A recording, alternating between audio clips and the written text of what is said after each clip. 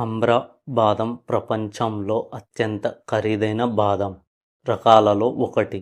ఇవి ప్రధానంగా ఇరాన్, ఆఫ్ఘనిస్తాన్, కాశ్మీర్ ప్రాంతాలలో సహజ పద్ధతిలో పండుతాయి.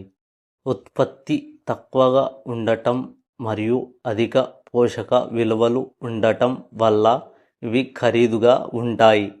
సాధారణ బాదంతో పోలిస్తే మమ్రా బాదంలో మంచి కొవ్వులు, విటమిన్ ఇ ఎక్కువగా ఉంటాయి.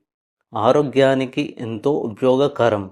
అందుకే ఇవి కిలోకు సుమారు 3,000 నుండి 6,000 వరకు ధర కలిగి ఉంటాయి. సాధారణ బాదం కంటే ఎక్కువగా ఉంటాయి.